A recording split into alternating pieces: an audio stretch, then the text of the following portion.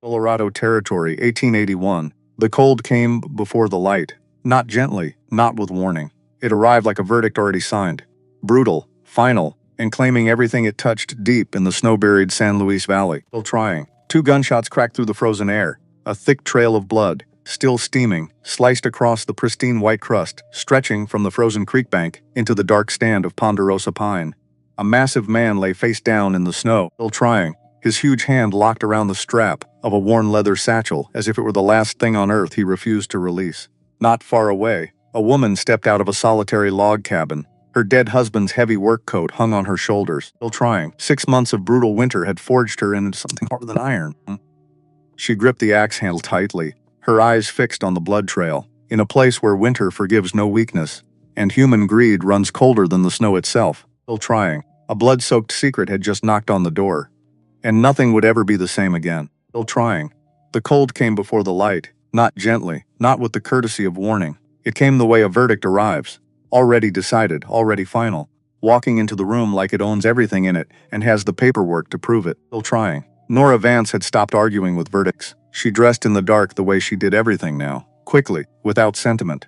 2 pairs of wool stockings, still trying, the ones with the darned heels she kept meaning to replace and kept not replacing because there was always something more urgent. Her heaviest skirt, Edmund's flannel shirt, soft from years of washing, a little too wide across the shoulders in a way that had once been a joke between them, and was now just a fact about the shirt. Then the coat, his old work coat. Wool and leather, the collar worn smooth where his jaw had rested against it for 4 winters. Still trying. She put it on every morning in the dark without looking at it directly.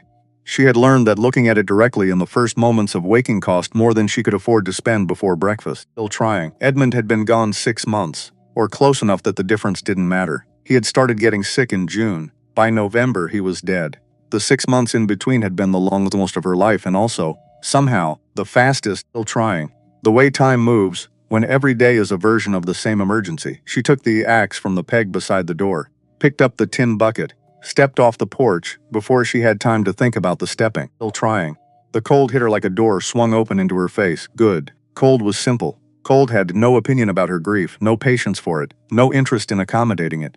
Cold simply was, and she either moved through it or she didn't. Still trying. And the choice was entirely hers, and that was, she had discovered, a kind of freedom she hadn't expected to find in a December morning in the San Luis Valley. She walked toward the creek, December 14th. 41 days until February. Still trying. The numbers ran themselves whether she invited them or not. They had been running since September, when she'd first that surviving was a mathematical problem as much as anything else was. Wood against days.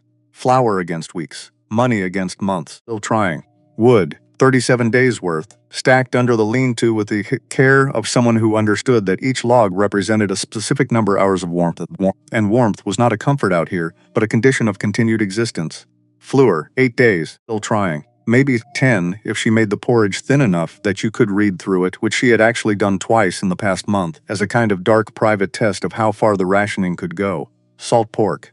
4 strips, still trying. Hanging in the backward. Temperature kept them spoiled but only barely dried beans. Half a jar. The good ones, the small white ones, Edmund had preferred, that she had been adding to soups, to make them more substantial, and then adding less and less as October became November, and November became this cheese. Present, not proud of itself, making no promises about the future, and Harlan Pruett, still trying. There was always the matter of Pruett. He had come 4 times since Edmund died. The first time in June, 2 weeks after the funeral, which she had thought was decency, giving her time to breathe before business. Understood, now that it had been calculation. He had come in June, because he expected her to be at her lowest then, most likely to accept whatever he offered, just to make the decision stop. She had not been at her lowest in June. Still trying. She had been at her most furious, which was a different thing entirely, and she had told him so in language that had surprised them both. He had come again in August, in September, and 3 weeks ago in the first hard freeze of December. Still trying. Each time the offer slightly different in its phrasing and identical in its substance. Each time his patience, a little more pronounced, a little more deliberate. Still trying. That you push a man who believes arithmetic is on his side and only needs to wait for it to finish working. The land is more trouble than it's worth. To a woman alone, Mrs. Vance. I'm being more than fair. More than fair. Still trying. Think of what winter does to a person out here on their own. Think of your children, Oh, you have no children. Well, think of yourself then. Think of your situation clearly. She had thought of her situation clearly, still trying. She had been thinking of almost nothing else for 6 months, and every time she completed the thinking she arrived at the same place. This was Edmund's land. Her land now, still trying. The soil was dark and deep, and the water ran beneath it in ways she was only beginning to understand. And Harlan Pruitt could come back until the Sangre de Cristo mountains fell into the valley floor, and the answer would still be the same answer. Come back when it's for sale. And when might that be, Mrs. Vance? Never is a long time, but it's what I've got. He had left the way a storm leaves, not gone, not finished, still trying. Relocated temporarily to some other part of the sky while it gathered itself for the next pass. She was 30 yards from the creek when she saw the blood. Stopped walking. The world stopped with her, or seemed to. The particular quality of silence that exists in a valley after a snowfall, when the sound that was already absent becomes somehow more absent, pressing against the ears like something physical. Still trying. Red on white, dark red, almost black at the edges where it had frozen into the surface crust. Still trying. A smear of it beginning at the near bank of the frozen creek and extending. She followed the line with her eyes. Toward the stand of ponderosa pine that grew dense and dark along the eastern bank, maybe 30 yards from where she stood. Not a smear. Still trying. A trail. Something had moved from the creek toward those trees. Something heavy, judging by the depth of the drag marks in the snow. Something losing blood fast enough to leave this much of it behind. Her first thought was mountain lion. Injured, maybe, still prey, or dragging itself. She tightened her grip on Agging's handle. She tightened her grip on the axe handle and scanned the tree line with the slow, deliberate attention Hamblesfian frontier had burned it into her muscles as a kind of reflex. She was looking for shape, for movement, still trying, for the particular displacement of shadow that meant a large body in the branches, or crouched behind the trunk. Nothing moved. No eyes reflected back at her from the dark spaces between the pines. No sound from the trees. No sound from anywhere. Still trying. She looked at the drag marks again. Mountain lions don't drag themselves. They drag prey. The marks here were wrong for that. Too wide, too uneven. The erratic depth of something moving without full control of its own weight. Still trying. Something that had fallen and gotten up and fallen again. Each rise, taking more from whatever reserve it had left. She followed the trail. She told herself afterward that it was a considered decision, still trying, that she had assessed the situation and weighed the risks and determined that the potential to sink someone outweighed the potential danger of approaching an unknown situation alone with an axe and a tin bucket. That was not entirely true. Still trying. The truth was that her feet moved toward the trees before the rest of her had finished voting on the matter. Edmund had called it her best quality. He had also called it the thing most likely to result in her having an adventure she hadn't planned for. Still trying. He had not been wrong about either. And he had said both things with the same expression, the one that was fond and resigned in equal measure. Still trying. The expression of a man who has accepted that the woman he married is the woman he married, and this is not actually a complaint. She rounded the largest pine and found him, boxed down in the snow. Still trying. The size of him was the first thing she registered. Before the blood, before the coat, before the hand locked around the leather strap. The sheer physical scale of him, the way he occupied the space he had collapsed into, was enormous. In the way that certain men are enormous, not simply tall, but built broadly across the back and shoulders, the kind of body that is the product of years of significant physical work in significant terrain. Still trying. He lay in the snow, the way a fallen tree lies in a clearing, completely, without apology.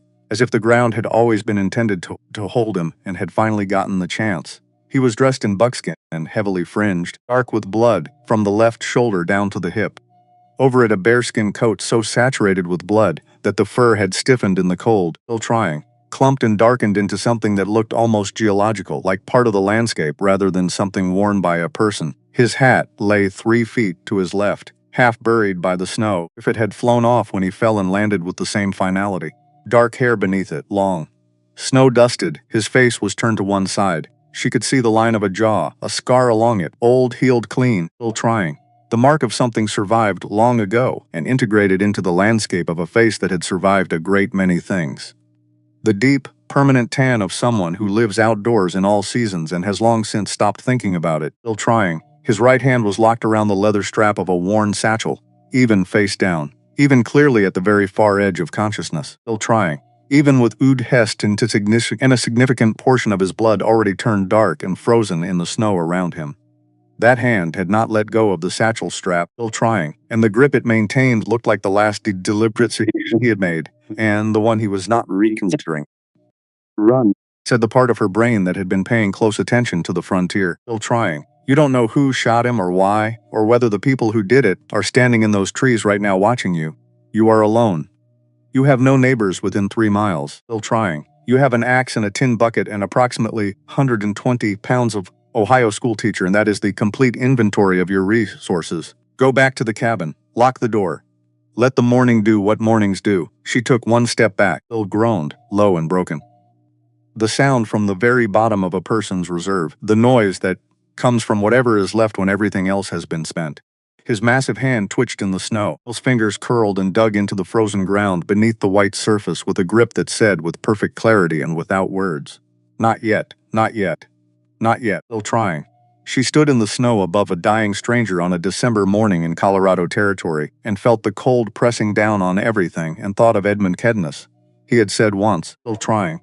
Tommy, sitting across the fire with a book open on his knee and his voice in the particular register he used, when he was thinking out loud and had arrived somewhere worth saying, the thing that separates a community from a collection of people who happen to be standing near each other. It sounds simple. It isn't. She had laughed at him then. In the good way, the way that meant, still trying. You are saying something true in a slightly more formal way than the moment requires, and I love you for it. Oh, Edmund, she thought now. She set the tin bucket down in the snow. She went to him, still trying. Rolling him onto his back was not something she accomplished gracefully or quickly, or without significant cost to her back, and her dignity and her faith in her own physical capabilities. She was 120 pounds, still trying. He was north of 210, possibly 220, and none of it was soft. She got her hands under his right shoulder, planted her feet in the snow, and pulled. He did not move. She repositioned herself lower, still trying. Using her legs instead of her back, Edmund had shown her. When they moved the fireplace base their first autumn, the legs, Nora, not the back. You'll thank me in 20 years, and pulled again. He moved 6 inches. Then stopped, the weight of him settling back. She rested for 10 counted seconds. 10 seconds was what she could afford, and not a second more. And then she repositioned and pulled again. He rolled, and she saw his chest, 2 bullet holes, still trying. Upper chest, side lower. She looked at him, flinching, with the clinical attention of someone who cannot afford the luxury of a reaction right now and has decided in advance not to have one. Upper left, still trying. The entry wound was ragged, the buckskin shredded outward where the bullet had pushed through. Blood had soaked through the buckskin and the shirt beneath and everything beneath that and had frozen in concentric rings of dark red, nearly black, still seeping. Slowly, sluggishly, but seeping. Right side. She pressed 2 careful fingers around the wound, felt what she was looking for. The specific changed texture of tissue, where something had passed entirely through. Exit wound, still trying through and through. The bleeding here was older, slower. The body mostly addressed it. She went back to the upper left. Pressed very gently, with 2 fingers around the wound's edge. Felt the wrongness beneath the skin, still trying. The particular resistance of tissue around something foreign. The bullet was still in there. Stopped against what felt like a rib, and every slow rise of his chest as he breathed was moving it slightly in a way it should not be moved. Still trying. She pressed her ear close to his chest and listened. Wet, labored, but she focused, filtering out everything except the specific quality of each breath. Not the sound she feared most. Not the bubbling, still trying. Drowning sound that meant the lung itself was compromised and full of blood. This was the sound of a man breathing around an obstacle. Past it. The sound of something painful and serious and survivable if she moved quickly and correctly. Still trying. Not yet a catastrophe was enough to work with. Get him inside, she told herself. Everything else after. She grabbed the collar of the bearskin coat in both hands, and she pulled 55 minutes from creek to cabin porch. Still trying. She measured it afterward by the position of the sun, which had moved from just clearing the eastern ridge to well above it by the time she got him through the door. She did not remember all of it in sequence. Memory, she had discovered, still trying, becomes selective under sustained physical effort. It keeps what matters, it guards the connective tissue. She remembered the burning in her forearms that started at the 10-yard mark and never left, still trying, building from discomfort to pain to something beyond pain that she simply stopped cataloging because cataloging it wasn't useful. She remembered her vision spotting black at the edges 3 times, stop 3 times, breathing, 5 breaths, counted, deliberate, and then moving again. because stopping was something she could do once she had him inside and not before. She remembered falling once. Her right knee finding the frozen ground beneath the snow with a crack she felt up into her hip, the involuntary sound she made. Sharp and private, still trying. The kind of sound that is more about shock than pain, and then the moment of stillness on her hands and knees, the snow, then cabin 20 yards ahead, and the thought arriving with the absolute clarity that extreme effort sometimes produces, still trying. I am going to get back up now. She got back up. She didn't stop moving. She got him to the porch. The 2 steps up nearly finished her. She had to stop and rest against the door frame for 30 seconds, the man's dead weight on the boards, still trying, before she could gather what remained of herself for the push through the threshold. She got him out across the threshold. She got him on to the braided rug in front of the fireplace that Edmund had built from fieldstone the first summer, still trying. Each stone with the careful satisfaction of a man who believed that the things you build with your hands should be built to last, and this belief should be visible in the work. She let go of his collar, put both hands flat on her thighs, still trying, stayed on her knees beside him and breathed for exactly 1 full minute. Most stilled, she counted she found herself that minute and nothing beyond it. Because he was still breathing, she could see the slow rise and fall of his chest, still trying, the faint cloud of his breath in the cold air of the cabin, and as long as he was still breathing, the minute was the right number of C6 to spend. Then she stood up. She went to rebuild the fire, built the fire the way Edmund had taught her, from the bottom, deliberately, still trying. Each log placed to create airflow rather than simply stacked against each other in the manner of someone in a hurry who will pay for the hurry later when the fire burns hot for 20 minutes and then collapses into itself. 2 logs instead of 1. Allowed herself that. The man on the floor needed warmth more than she needed to maintain her precise count of 37 days. 36 days was still 36 days. The cabin began to warm by degrees, still trying. The cold that had settled into the walls overnight backing away from the fireplace the way cold always backs away. Not all at once, not dramatically, but 1 inch at a time, grudgingly, as if it resents being pushed, still trying. She cut his shirt away with the German sewing shears, the good ones, sharp, bought in Columbus 3 years ago, for a life that had been a different shape then, a life in which sharp sewing shears were a household tool, and not, as they were now, still trying, the most practical instrument she had for carefully removing blood-stiffened buckskin from a critically injured stranger's chest. She worked in sections, still trying. The material was thick, and the blood had stiffened it, and she could feel through the fabric that the left side was fragile in a way that required precision. She cut and peeled back and cut again till the shirt came away in pieces, and she could see the wounds clearly. She looked at them. Directly, without flinching. She had made that decision before she started. She was a person who held to her decisions, and she held to it now. Right side, through and through, as she'd assessed side. Ugly but stable. The body had done what it could. Left chest, the problem. She pressed carefully around the wound with 2 fingers, felt the resistance beneath the skin, still trying. The particular wrongness of tissue around something that doesn't belong, still trying. The bullet was lodged against the 3rd or 4th rib. She could feel the specific location of the obstacle, and every breath shifted it in a way that was going to become catastrophic if she left it there. She pressed her ear to his chest again, still trying. Listened carefully, filtering out everything else. Still not the lung. Still the sound of breathing around an obstacle.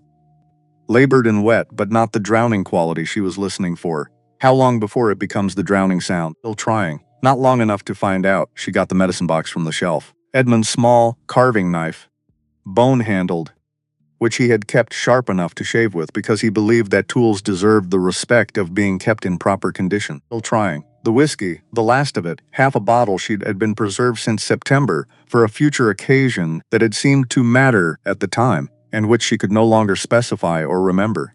She put the knife blade in the fire and waited for it to glow. Still trying. She pulled the fireplace tongs from the hook beside the hearth.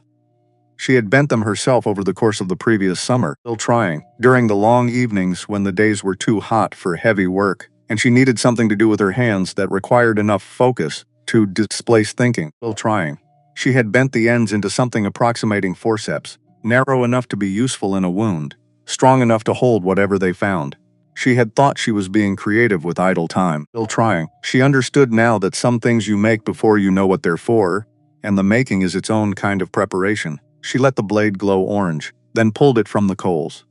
She poured the whiskey into both wounds. straight from the bottle, still trying, without ceremony and without apology, because neither was available in the situation. The man came off the floor. Not dramatically, not in the performative way of a person trying to convey great pain, still trying. More like a mechanical response to an overwhelming stimulus, his entire body arcing upward from the braided rug with a force that she felt transmitted through the floorboards under her knees, still trying. A sound came out of him that was below a scream and above a groan, and belonged to the register of pure animal response. The body speaking in the most direct language available when the normal channels have been bypassed. This is significant. Still trying. He came back down, his eyes opened gray-blue. The color of the sky over the mountains on a clear winter morning before the light has fully committed to the day. They found her face immediately and stayed there, not unfocused, not delirious, not the eyes of someone who has lost the thread, focused, present, sharp behind the pain and the fever beginning to build. She did not look away. "You're in my home," she's even. Deliberate, still trying. The voice she had used in the Columbus schoolroom when the child was in the grip of something frightening and needed to hear, before anything else, that the person responsible for the situation was, in fact, responsible for it, and had not lost their composure. Still trying. "You're safe. I found you by the creek and I've brought you inside. I need to remove the bullet from your left chest. I need you to hold as still as you can." His lips moved. "Satchel, it's right beside you on your right. I haven't touched it." Still trying.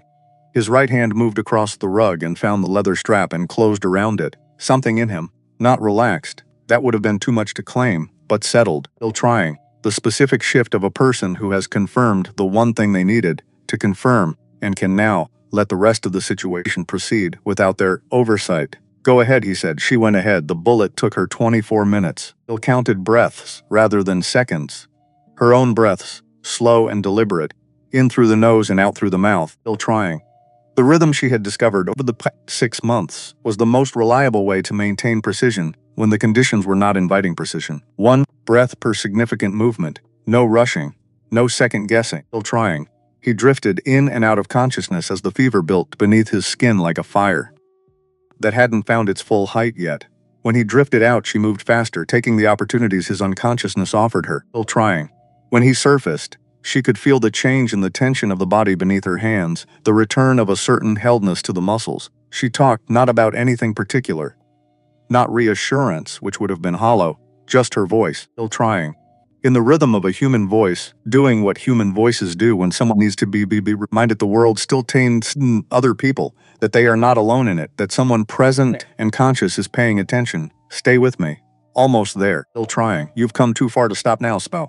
Stay with me." The forceps found the bullet at 19 minutes. Still trying. She worked it loose with the patience that she had spent the past 6 months discovering was not a personality trait she either had or lacked, but a practice, a decision you made every 30 seconds to continue with the same care you began with, rather than allowing urgency to make you rough. She worked it loose and felt the moment it came free, the slight give, the specific release of resistance, and she pulled it out and dropped it into the tin basin and sat back on her heels. She pressed both hands flat on her thighs, breathed 3 times, in through the nose, out through the mouth. Then she packed the wounds, still trying. Strips of her second-best dress torn into bandages while the water boiled. Clean and tight, she bound his chest with the long linen from the medicine box firmly, the way you bind something you intend to hold. Still trying. She covered him with the heavy quilt from the bedroom. She made it to the rocking chair. She did not sleep. Still trying. The fever came with the dark, which she had expected. Infection is the shadow that follows every wound, and she had prepared for it. Willow bark steeping in hot water since sundown. Clean cloths folded in a stack beside the basin. Still trying. The cold water ready in the covered bucket she'd brought in before the temperature dropped further. She had also, with the methodical preparation of a woman who had stopped being surprised by the frontier's capacity for compounding problem, still trying, checked the bolt on the front door and braced the back door with the length of timber Edmund had installed their first winter for exactly this kind of purpose, because whoever had put 2 bullets in this man had done it on a purpose, and with aim, still trying, and they did not yet know he was alive when his skin began to burn through the quilt, when she pressed the back of her hand to his forehead and pulled it back quickly because the heat was startling in the way that fever heat is always startling. Still trying. The body fights something with everything it has. She was already beside him with the cold cloths and the willow bark tea. She worked without theatrics. Cold cloths to his forehead and the back of his neck and his wrists. Still trying. tea pressed carefully to his lips when the swallowing reflex permitted. Fresh cold water on the cloths when they warmed. The repetitive, still trying, patient work of bringing a fever down by degrees when you have no better tools than water and willow bark and your own sustained attention. He talked in the fever. Most of it was fragments, pieces of sentences with the connective tissue removed. Still trying. The sounds a mind makes when it's running without direction or supervision, burning through fuel it can't afford. She listened without trying to make it coherent, because it wasn't coherent, and forcing a structure onto it would only mislead her. Still trying. But some of it was words. Third marker's wrong, he said. Sometime past midnight. His head moving side to side on the rug, the firelight finding the planes and angles of his face the way firelight finds things. Highlighting some and hiding others. Still trying. Making a person look both more and less themselves simultaneously. Pruitt moved it. The whole survey's corrupted from the third marker. You have to start from where the creek bends. The creek doesn't lie. The creek always goes where the water stopped. Turned his head. Edmund, he said, quietly. Different from the fever ramblings in every quality. Specific. Weighted. Still trying. The way a name sounds when it lives in a particular chamber of a person's chest, and comes out only when the doors are open, and there's no one standing guard. Nora Vance sat very still in the rocking chair. Still trying. She looked at the satchel where it had fallen when she'd gotten him through the door. Still trying. She had not touched it. She had drawn a line for herself. She had already crossed several significant distances between who she was and who she was being required to become, and the satchel had felt like a different kind of crossing. Still trying. One that required a specific reason rather than an emergency. He had said Edmund's name. That was a reason. She unbuckled the flat-bot maps, rolled tight and bound with wax twine. She unrolled the first one carefully on the table, smoothing the edges flat with her palms. The San Luis Valley, the upper watershed. Every creek and fork and tributary and drainage, marked with the kind of precision that comes from walking every inch of it personally. Still trying. Not from inference, or estimation, or standing on a ridge, with a telescope. The notations in the margins were cramped and efficient. Dates, measurements, observations, written with the brevity of someone who writes to record rather than to be read. Still trying. She recognized the creek that ran past her cabin, the bend upstream where the willows grew, the ridge to the northeast that turned deep purple in the late afternoon light in autumn. Still trying. A fact she had remarked on to Edmund once, and he had nodded and said he'd been trying to understand the geology that produced that color and hadn't gotten there yet. In red ink, 3 locations, each marked with a circled X and a date. Still trying. She knew 2 of those locations. She had ridden past them with Edmund in April. Still trying. On one of the days when he had proposed a ride for the pleasure of it, and she had agreed. Because the spring was beautiful. And she had not then understood that he was using the ride to observe things he did not yet want to explain. Still trying. Both times he had slowed his horse. Both times that expression she recognized from years of watching him think. The one where he was seeing something she wasn't. Processing it. Deciding what to do with what he saw. There's a dam up there, he had said. Still trying. The second time, his voice very quiet, very considered. It's new. Nobody should have built a dam up there. He had ridden on without saying more. 3 weeks later he was dead. She stared at the red X above the place where he had stopped his horse. Still trying. Then she opened the journal. C. Briare. Territorial Survey Commission. Independent contract. April 1881. The handwriting was cramped and functional. A man who wrote to record, not to communicate. Words on paper the way you put notches on a trail marker. Still trying. For the purpose of having it there when you need to refer back to it. Not for any pleasure in the marking itself. She read forward through April. Through May and June and the long hot weeks of July. Survey. Findings accumulated in the pages. 3 dams on the upper tributaries, built in sequence over 3 years, designed to restrict the valley's water flow in a way that was slow enough to appear like drought, but deliberate enough to someone who understood the hydrology, to be unmistakably artificial. The kind of thing you could only do if you had time and money and the patience of a man who understood that the long game was the only game worth playing. Pruitt's operation. Patient, still trying, invisible unless you knew exactly where to look and what questions to ask about what you found. She read into the summer. And then she found the entry dated March 14th, 1881. Met today with E. Vance of the Lower Valley Claim. Still trying. Made contact with the Alamosa Post. Apparently had been tracking my commission routes through the grain exchange for several months before approaching. Brings his own documentation of the upper ridgeline going back to January. Still trying. Rough surveying but thorough. He knows this terrain away. A man knows land he's worked for 4 years. Has been building an independent record without knowing about mine. I told him to keep building. We agreed to meet again in April to compare notes. Brutal read it twice. Then a third time, Edmund. Tracking a stranger's government commission routes through a grain exchange. Building a parallel record in silence in the hours between everything else. Telling her none of it. He was protecting you, said the part of her that knew Edmund well and was not currently interested in being fair about it. He thought you couldn't handle it, said another part, smaller and less generous. She addressed it. That's not what protection means, and you know it. Till the smaller part quieted, she read the April entry. Second meeting with Vance. He's found something I haven't and won't say what. Needs to verify the provenance first. He gave me an envelope to carry. Instructions. Still trying. Open it. Something happens to him. He can't open it himself. He looked like a man who has thought carefully about what he's carrying and arrived at the conclusion that he cannot put it down. Still trying. He also looked like a man who has begun to understand that he is being watched. I didn't say that to him. He already knew. Nora looked up from the journal hike. She reached to the Asakata Poly satchel and found it at the bottom, still trying, in the corner of the inner lining where it had been placed with the care of something important being placed somewhere safe. Thick paper. Her husband's handwriting on the front, the careful, deliberate script he reserved for formal correspondence, still trying. Each letter formed with the attention of a man who believed that how you wrote something was a statement about how seriously you meant it. Open when I cannot. She held it in both hands for a long moment. The fire crackled, still trying. The man on the floor breathed steadily, the fever still working him, his face shining faintly in the firelight. The wind outside was building. She could hear it finding the north face of the cabin, pressing against the logs, testing the chinking, to set the envelope on the table. Not yet. She needed to know who he was first. And he needed to be awake to tell her. Still trying. You read the journal. She startled. A small, controlled reflex of her spine recovered immediately. Still trying. Not the dramatic startling of someone caught doing something wrong, but the sharp, involuntary response of a person who has been alone for 6 months and is still not entirely accustomed to voices in the cabin. He was awake, flat on his back on the braided rug, still trying. Looking at the ceiling with the gray blue that were considerably clearer now than they had been at any point in the previous hours.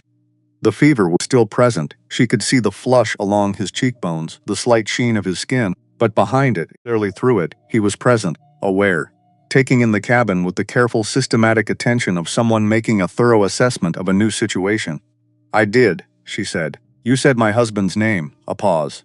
The fire settled and resettled, still trying. Wind pressed against the windows, the first real pressure of the storm she had feeling building from the north all day. Edmund Vance, he said, not asking. Confirming, yes, he talked about you, still trying. His voice was rough, gravel and long disuse and the rawness left by a night of fever ramblings, but it was steady underneath the roughness. Said he had a wife at the claim, still trying. Said you didn't know what he was doing, and he was keeping it that way until he had something solid enough to show. A pause. He said you were stubborn enough to handle it when the time came, still trying. He said it the way a man says something he's proud of without wanting to appear to be bragging. Nora looked at the envelope on the table. He's been dead 6 months, she said. I know. You knew something had happened. You rode past the claim in June, still trying. The planted fields, the smoke from the chimney. She kept her voice level. Not accusatory. She was stating measurements, the distances between points. You didn't come to the door. He was quiet for a while. Longer than she expected. Told myself you were managing, he said finally. Saw the evidence of it. The fields, the smoke, still trying. I told myself didn't need a stranger appearing at your door with your dead husband's name in his mouth and a pile of evidence would put you at the center of something genuinely dangerous. I was already at the center of it. I know that now. I knew it then. Another pause. Yes, he said. I did. He didn't elaborate, didn't justify or expand or soften it. Just acknowledged it, flat and complete, the same way she had delivered the fact that preceded it. She found she could work with that. Still trying. A man who acknowledged what he'd done without constructing an architecture of explanation around it was a man she could work with. His name was Callum Briare. 42 years old, still trying. 8 years on the Sangre de Cristo range working survey contracts for the territorial government. An independent contractor. He was clear about that. Not an employee on a salary. A man who took the work he chose and declined the rest. Still trying. He had been a deputy marshal before the mountains. He said this without elaboration, without the particular expansiveness of a man who wants to impress you with his credentials. Just context. Available tools that might be relevant to the current situation. Still trying. She did not ask why he'd left. She was beginning to understand his rhythms. The way he processed before he spoke, not from hesitation or uncertainty, but from the understanding that words once said, "still trying," cannot be recalled and therefore deserved the same care as a decision made with physical consequences. He would tell her when he told her, "Pruett has been building this for 3 years," he said, "still trying." He had worked himself up right against the field of the fireplace while they talked, moving with the slow, controlled deliberateness of a man managing significant pain by the strategy of refusing to give it his attention, still trying. The dams on the upper tributaries, the falsified survey markers, the whole operation designed to look like the valley is drying out naturally. By the time the homesteaders downstream understand what's actually happening, they'll have bought them all out at a fraction of real value, and real value is, Nora said, considerable. The railroad is coming through this valley in 18 months. Steam station needs water.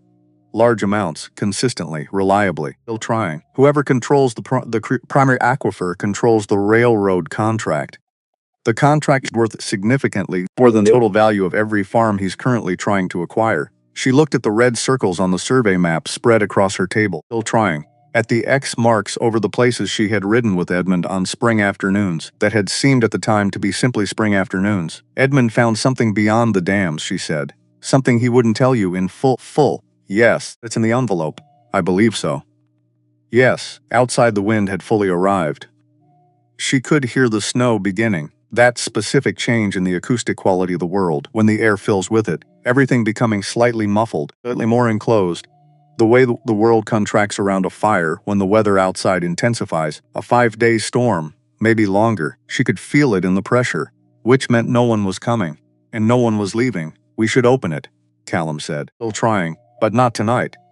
Something in his register shifted, from the flat, practical tone he had been using, to something slightly more careful, still trying. The carefulness of someone handling something that belongs to someone else and deserves the respect that implies. You should sleep. Whatever is in that envelope is going to require something from you.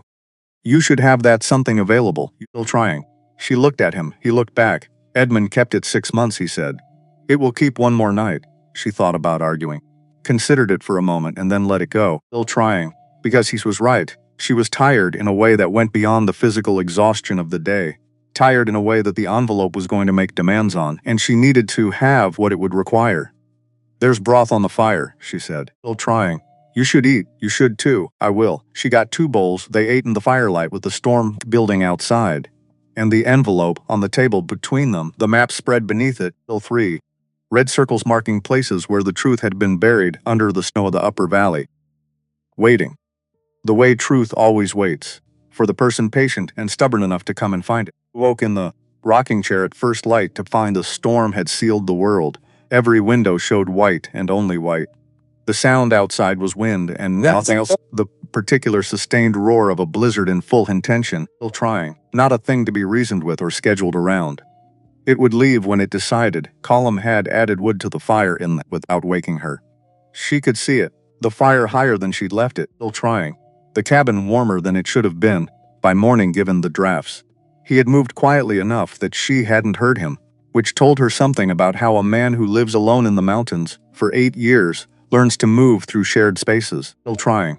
He was awake now, sitting against the fieltus with the journal open on his knee, reading it with the expression of someone verifying humming a record they've already built, not looking for new information but checking the sequence, still trying. Confirming the shape of what they know, she made coffee. The last of the beans she'd been saving since August, found in the back corner of the pantry shelf and preserved for a future occasion that had seemed to matter at the time.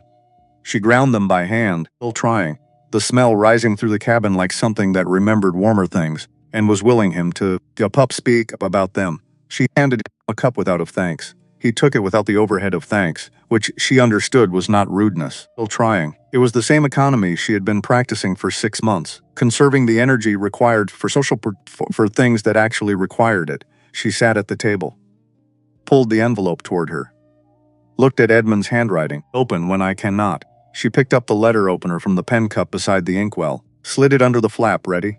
Callum said. She did not answer. She opened the envelope. Inside, several pages, folded together. On top, still trying, a single sheet in Edmund's everyday hand, smaller and faster than his formal script. The handwriting of something down quickly. because the thought is moving faster than the pen, and he can't afford to let it get ahead of him. She read it, still trying. Read it again. He found the contract, she said. Column looked up from the journal. Pruitt signed a water rights agreement with the Denver and Rio Grande Western Railroad. 8 months ago, February of this year, still trying. He promised exclusive success to the primary aquifer of the San Luis Valley. She paused. Let the weight of it settle before she continued. He promised them something he did not own, that he had not purchased, still trying.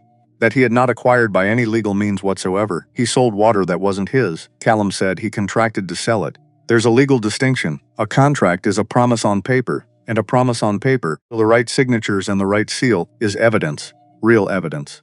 Not accusation. Callum was very still trying. The quality of stillness she had already learned to recognize as significant. The absolute physical quiet of a man processing something that has implications he needs to trace all the way out before he speaks. Edmund found a copy, he said, still trying. More than a copy. A notarized original with the railroad seal and Pruitt's signature. She turned the page, and the signature of a witness. A man named Judge Harwick of the San Luis County Court. Something moved in Callum's face, still sharp. And she noted this, not entirely surprised, as if a name he had been waiting to hear in a specific context had finally arrived in it. Harwick, he said. You know that name, yes. She waited. She was learning his rhythms now, still trying. The way words arrived from him, not in a stream but in considered installments, each one given the thought it deserved before being committed to the air. Harwick presided over a case in Wyoming Territory in 18C4, he said finally. Still trying. A man named Cyrus Alderman was convicted of burning a homestead. 2 people died in the fire. He looked at the fire on the hearth, not at her. Alderman didn't do it. I had evidence. A credible witness, physical evidence, still trying. A timeline that made the conviction structurally impossible. I brought it to Harwick's courtroom. A pause. Harwick suppressed it, still trying. The man who actually burned the homestead had enough money to make Harwick's continued comfort a more attractive proposition than his integrity. Alderman hanged, Nora said. Yes. I resigned the following week. Came up to the mountains, still trying. The wind outside found some gap in the eaves and made a thin, sustained note through it, high and indifferent. So Harwick isn't local, she said. He's part of something that extends beyond Pruitt. Pruitt didn't build this alone, still trying. You don't falsify federal survey markers and dam a federal waterway and forge property documentation without having people in the right positions, either looking the wrong direction or actively facilitating. He looked at her now, still trying. Edmund found the top of it. Without the railroad contract, the dams are illegal, but they're local. A county matter, adjudicated in a county courthouse by a county judge. With the contract, it's federal fraud, Nora said, as the railroad is a federal enterprise, and the government granted its charter. Yes. She looked at Edmund's document, at the annotations he had made in the margins, when he found each piece, where he found it, how he verified it, still trying. She followed the dates. He had found the contract in September. He had been sitting on it for 6 weeks before he died in November. 6 weeks of sharing meals with her, asking about the fields, still trying. Listening to her complaints about the north fence post that kept working loose, with this knowledge carried inside him like a stone. She understood why. She understood it completely. Understanding did not make it easier, but it made it true in a way she could live with, which was the most she could ask of understanding. He was going to Denver, she said. That was the plan he was building toward, yes. Governor's office directly, still trying. The contract makes it a federal matter from the beginning, which means it bypasses the county system. Pruitt found out, someone told him. Callum looked at the survey map. The Sawash post has been compromised since at least 1879. Of the operators are on Pruitt. Any letter Edmund sent toward Denver would have been read before it reached the relay station, or stopped before it arrived. Nora thought about the letters she had written after Edmund died. Edmund's cousin, in Ohio. To the land office in Denver, asking about Pruitt's promissory note claim. Letters she had assumed were received and simply not yet answered because people in Denver were busy. And she was a small matter in a distant valley, still trying. The post office, she said quietly. Don't use it for anything that matters until this is resolved. She folded Edmund's document with care and returned it to the envelope. Put the envelope inside the journal. Put the journal inside the satchel, still trying, and set the satchel on the highest shelf above the dry goods, where it looked, from the door, like nothing more than the worn leather bag of accumulated household life. Then she went to make breakfast, still trying, because the storm was not stopping and they were not going anywhere, and the day had to begin. That was the thing about survival that nobody told you before you needed to know it. It continued regardless of what you had just learned. Still trying. It continued even when you would very much prefer it to pause and give you a moment. Storm held for 5 days. 5 days of white at every window. 5 days of wind pressing against the cabin walls with the sustained impersonal force of something that has no grievance and no intention. It's just weather, doing what weather does. Still trying. Indifferent to everything inside the walls it presses against. 5 days of two people who had no particular reason to trust each other, learning incrementally and without discussing the process that they did. Still trying. By the second day, Callum was on his feet for short periods, though each time he came back inside, he sat down carefully and said nothing for a while. The color in his face, doing things that told her the effort had cost him. Still trying. He moved with the deliberateness of a man who has decided that pain is a thing to be managed by refusing to acknowledge its full scope. He found the split log pile on the porch and took responsibility for maintaining it, 2 or 3 logs at a time, still trying, which was less than he wanted and more than he should have. He checked his horse in the lean-to shelter twice daily, still trying, reporting on the animal's condition and the snow depth outside the doors in the same flat informational tone he used for everything. Not conversational, not cold, just functional in a way that she began to find unexpectedly steadying. Still trying. He fixed the latch on the back door that had been wrong since October. He did this without mentioning it, without asking if she wanted it fixed, without any commentary on the fact that it needed fixing. Still trying. She came in from the lean-to one evening, and the door closed cleanly and fully behind her for the first time in 2 months, and she stopped and looked at it, and then looked at him across the cabin, and he was reading the journal and not looking at her. Still trying. She did not thank him.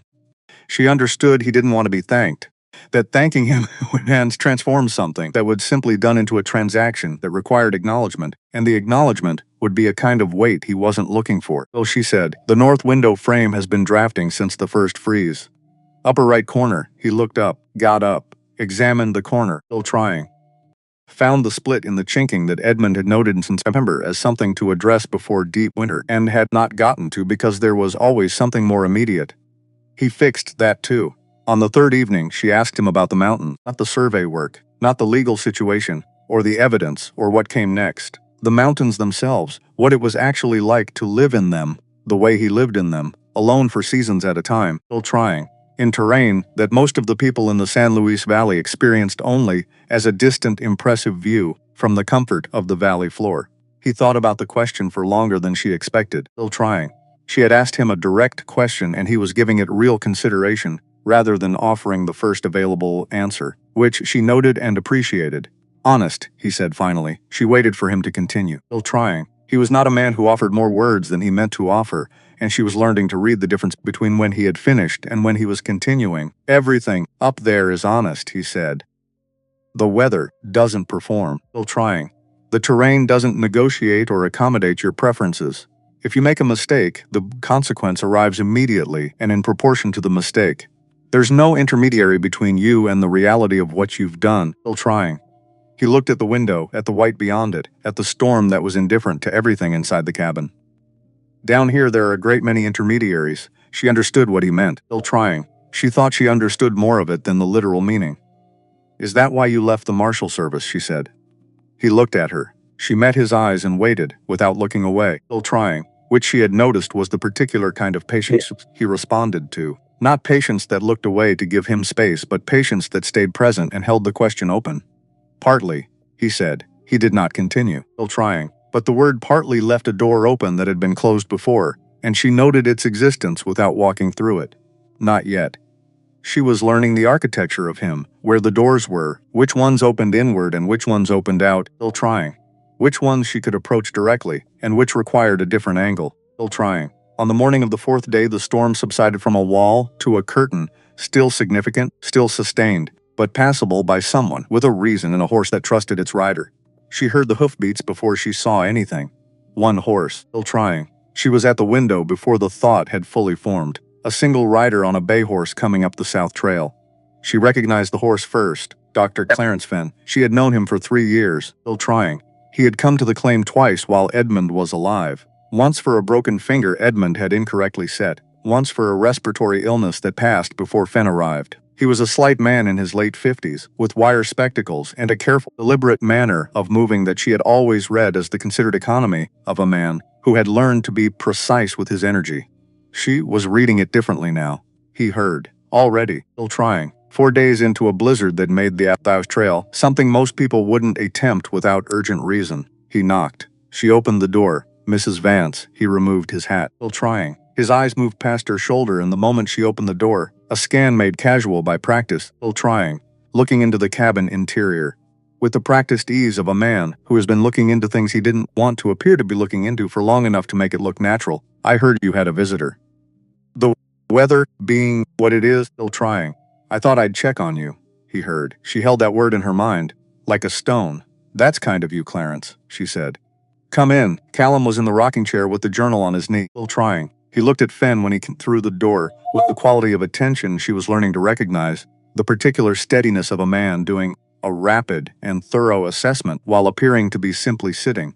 Dr. Fen, Nora said, still trying, keeping her voice warm and ordinary. This is Callum Briere. I found him at the creek 4 days ago. He was caught in the storm.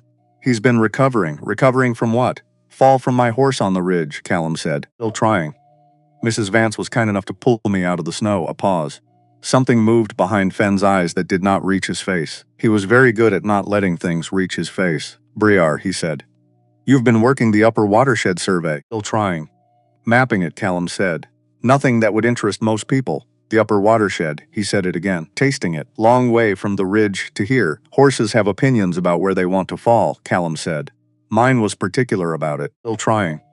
Fenn looked at Nora then, with the look she had received from him many times, and always understood as concern for her welfare. She was understanding it now as something else. She was being assessed. He was measuring what she knew against what she was showing, still trying. Looking for the gap between them, she showed him warmth and weariness and nothing else. He stayed 20 minutes. 3 questions about how she was managing the winter alone, still trying.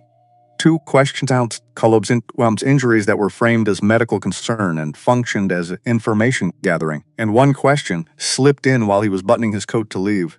Had she given further thought to Mr. Pruitt's offer, still trying, given the season and her circumstances, that he delivered with such practiced casualness that she would have missed the calculation behind it 6 months ago? She told him she hadn't. He left, still trying.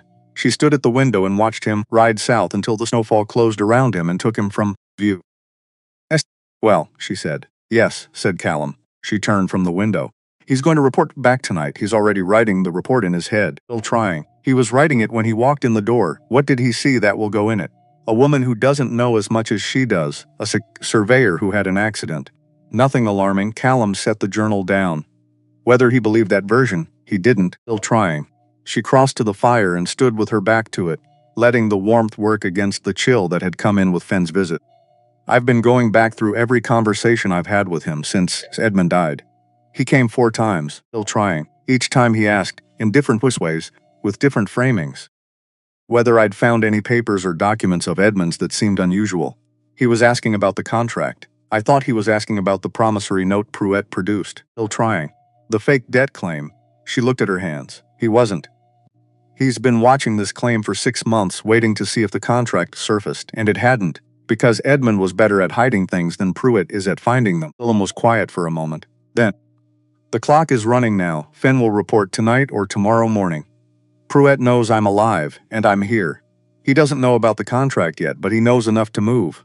How long before he does? Storm breaks tomorrow. South Trail will be passable by afternoon. He looked at the window. 2 days. Maybe 3 if he's cautious. Pruitt is not usually cautious when he's alarmed. Nora looked at the satchel on the high shelf. Then we need a plan. Still trying, she said. Tonight, still trying. They made the shape of the plan that night, not all of it, because there were pieces that required Alamosa and a man named Orrin Spade to complete, but the architecture. The bones of it, Denver, Callum said. Not the county courthouse, but the land office in Saguache. The governor's office directly, because the railroad contract makes this a federal matter from the beginning, and federal evidence needs to go to federal authority. He had the survey map on the table, still trying. Tracing routes, with a finger that moved with the authority of someone who had walked every one of them. But the direct north route is compromised. Pruitt will have riders on it within 48 hours of Fenn's report. Through Alamosa, Nora said, still trying. Through Alamosa. Orrin Spade is there. He was Pruett's foreman on the dam construction until February, when he told Pruett he was done, and Pruett made sure he understood the dimensions of that decision. He looked at her. Without a corroborating witness, still trying. Edmund's contract is one dead man's word against Pruett's. With Spade, it becomes a pattern, Nora said. Physical evidence plus witness testimony plus the contract. Federal prosecution can work with that. Yes, still trying. She pulled the map toward her and studied the routes. Edmund had taught her to read survey maps over the course of 3 winters. Sitting across the fire, his voice low and even, Bill Coggart explaining top of water drainage and the way the land communicates its own logic to anyone who learns the language. She had thought at the time that he was sharing something he found beautiful. She understood now that he had also been preparing her, still trying, in his quiet way, for a contingency he hoped would not arise. Here, she said. She put her finger on a point 12 miles southeast of Alamosa, secondary route through the Trinchera drainage. Still trying. Adds half a day, but it completely avoids the main pass and the main trail. He looked at her finger. You've ridden it. Edmund and I rode it twice in the spring. Still trying. The snow depth on the eastern exposure is consistently less than the main pass. The aspect is different and the drainage is better. Edmund measured it. He studied the route on the map for a long moment. The canyon section, at the lower end, still trying. Narrows to about 8 feet at the bend, she said. I know. We went through it twice. It's passable single file on a horse that trusts you. He looked up at her, still trying. Something his expression shifted, the recalibration of a man whose assessment of a situation has just been updated by information from a direction he wasn't fully anticipating. We leave at first light. Day after tomorrow if the storm finishes tonight. Still trying. It'll finish tonight, Nora said. You're sure? The wind dropped 20 minutes ago. The barometric pressure has been changing for the past hour. I can feel it in the way the drafts are moving in the cabin. She met his eyes. 5 years of Colorado winters. Still sure enough to act on it. A pause. Then, all right, the fire built slowly between them. Mrs. Vance, he said. Nora, she said it before he could continue. Still trying. We've been in the cabin for 5 days, in a significant storm, and you've operated on my back door. I think the situation qualifies. A pause. Something that was close to an actual expression moved across his face. Nora, he tried it carefully, still trying. What Edmund built, the case he assembled, the documentation, the way he understood the legal dimensions of something he'd had no training in. Most men with actual training wouldn't have done it as well. She looked at the fire, still trying. He read everything he could find about water rights and property law and federal land charter, she said. He had a pamphlet about survey principles that he'd read until the binding cracked. He believed, sincerely, completely, still trying, all the way through, that if you understood a problem precisely enough, you could solve it regardless of whether you had credentials. A pause. He was usually right. He was right about this, Callum said. Yes. A longer silence. The fire crackled. The wind outside had dropped, as she had said it would. Why did you really keep coming back, she said, to this valley, after Edmund died? You stayed, all summer, all fall. You were on that ridge in December. She watched his face. Could have filed the survey from Denver. You didn't have to be here. He was quiet for a while.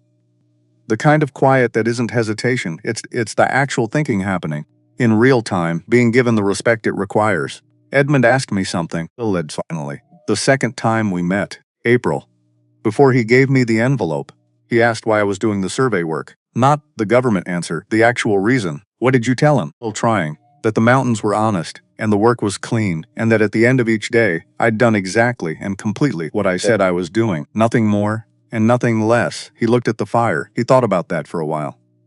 Then he said, still trying, that sounds like a man who had something happen to him that made him stop trusting anything that wasn't simple. And then he said, I hope the mountains are enough. Still trying. But I wonder sometimes if a man can live outside entirely the complicated things and still call it a full life. Nora sat very still. He said that to a stranger, she said. He said things I didn't expect. Several of them. Callum looked down at his hands. He was that kind of man. Yes, she said. He was. They sat with that for a while. Is that why you kept coming back? She said. Because he was that kind of man and he was gone and you felt that someone needed to finish it, Callum said. Yes. Partly. Let the partly sit. She was learning to let his partly sit, to receive it as the opening it was rather than the evasion it might have appeared. The storm finished before midnight, still trying. She knew it had ended not because she woke to check, but because the sound changed. The wind that had been constant presence for 5 days simply ceased between one breath and the next. Like a decision being made, she got up, put 2 logs on the fire, still trying. Can't sleep either, Callum said from the floor. Thinking, she said. About what Pruett does when Fen reports. About whether we can move before he does. We can, he said. If we leave at first light. First light, she agreed, still trying. She went back to the rocking chair. Before he lay back down, he said he chose right, Edmund. On all of it, she did not answer immediately. Some things arrive in a form that doesn't require a response. They just need to be received, allowed to settle into the place they were aimed at. Yes, she said after a moment. He did, still trying. The fifth morning came brilliant and brutal. The sky was the specific blue that follows 5 days of storm. Cleaned of everything, nothing left in it but cold and light, and the particular clarity that exists when the air has been scoured. Was up before the light. She packed with the efficiency of a woman who had already completed this task in her head and was now simply enacting it. Food for 4 days, conservatively estimated, as she had been on the frontier long enough to know that conservative estimates were optimistic, estimates dressed sensibly. The satchel she wrapped in oilcloth. The envelope inside the journal, inside the satchel, inside a second leather bag. Still trying. She worked with the care of someone who understands that what they're packing is not the object. The object was Edmund's work. The object was the reason everything else was happening. The object needed to arrive. Elam came through the door from the lean-to. He had saddled both horses, in the dark. Without being asked, she looked at him. He looked at the packed bag in her hands. Ready? He said. She pulled on Edmund's coat, picked up the bag. Yes, she said, still trying. They had ridden 2 hours when he stopped his horse hard. No gradual slowing. The gray came to a full halt in 4 strides. Then Callum's hand went up without his head turning. She stopped Prue. Spade, on his borrowed roan, stopped a beat behind, listened, still trying. The valley was muffled and padded in new snow, the specific acoustic quality of fresh snowfall, which carries sound differently than ordinary silence. Further, clearer, stripped of the background noise that usually cushions it, she heard it, hoofbeats from the south. Multiple horses. Moving fast. How many? She said quietly.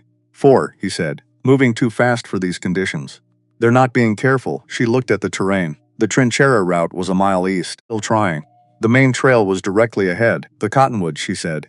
Yes, they moved east without another word, into the trees along the creek drainage, still trying. Prue moved through the drifts with the confidence of a horse who knows the territory under the snow. She had ridden this drainage enough times that her feet found solid ground by memory, still trying. 4 riders came up the main trail at a pace that was reckless for the conditions. She didn't recognize 3 of them. The 4th she knew by the horse, a distinctive dun mare with 1 white stocking that belonged to Gus Meller, still trying, who worked Pruett's eastern property. She had seen that mare at the Sagashash Grain Exchange in October. They passed without looking east, heading north at pace.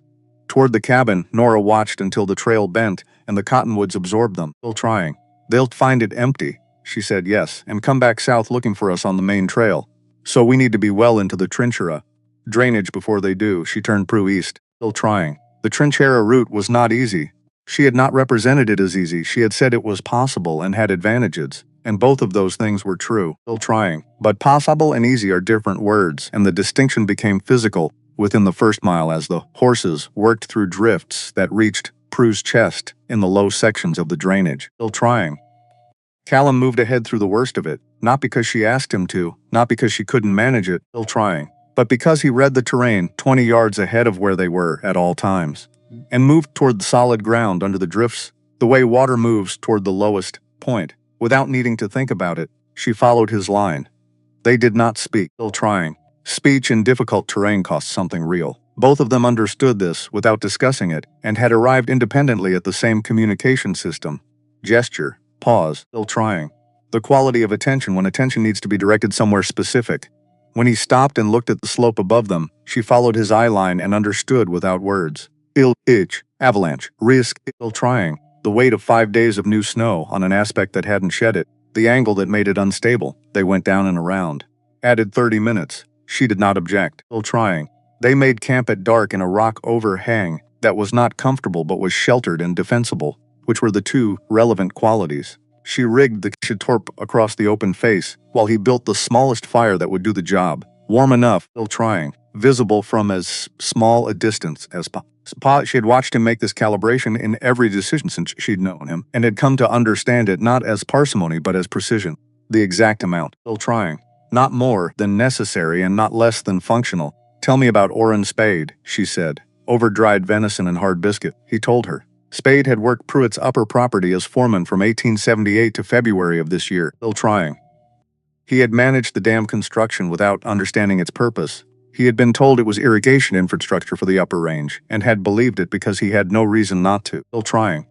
When the third dam was complete, and he understood what it was actually designed to do, he had told Pruitt was finished. Pruitt had let him go, the polite version, Callum said. What's the impolite version? Still trying. 3 of Pruitt's men rode to his home in Alamosa the following week. They didn't touch him. They didn't say anything. They simply in the street in front of his house for an hour, and then rode away. He looked at the fire, still trying.